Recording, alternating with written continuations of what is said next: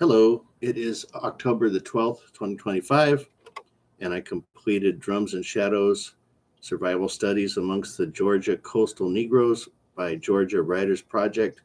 This is part 3, and I've done 2 prior short videos regarding this book, and they were excerpts that were interesting. I'm going to bring you up to speed. This is related to the movie called Sinners, which is a horror film, and in that movie it referred to some ghost-like evil creatures called haints. And I looked that up and realized that it's the people that live along the coastal Atlantic of the United States. And it says Georgia here, which is the section of these people that are called the Gullah Geechee people that were interviewed, but it's also in South Carolina, Florida, North Carolina, and I'm not sure what other states, if any, that might be the extent of it. But it's basically islands that are on the edge of the United States, which are called barrier islands, and they're discussed every time we get an Atlantic hurricane. I'm not sure how many people from the Gullah Geechee are out there still, but a lot of them originally were direct transplants from Africa that were slaves, and then their future generations are also there.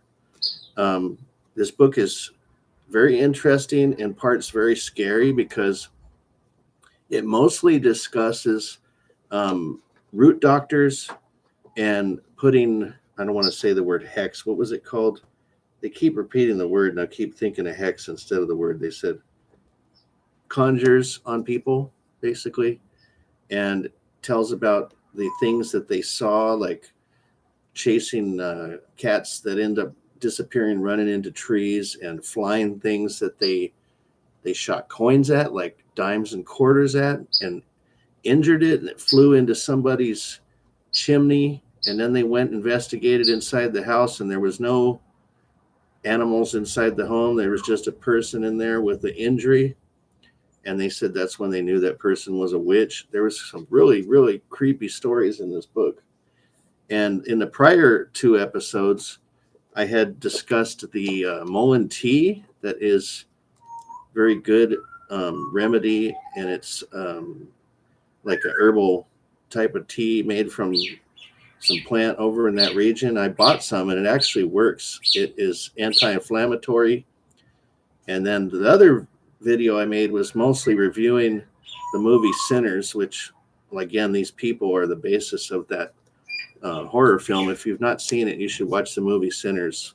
It is quite good. It's a long movie. It's got a lot of detail about their cultural beliefs, and a lot of it is transplanted from African culture, and a lot of people would probably call it superstitious or, kind of fringe. But what's interesting is a lot of them became Christians. And then there was a section in there about a guy that became a cult leader that was quite interesting. Had a lot of followers that was from this area. A lot of really super interesting stories. And for the most part, the patterns start to repeat at the very end of the book. It gets a little bit repetitious. But what's interesting is you can envision the writers, which are referred to as Georgia Writers Project, and they go from little area to little area. They're like sub-villages that only have a few people per, and each little village, they describe what it looks like, and the foliage and the buildings and things of that nature before they start talking to specific people. What you're going to encounter is the interviews, and they basically had to, some people willingly discussed things with them, and then some were kind of hesitant. They had to bribe them with things, clothes and things of that nature to talk to them.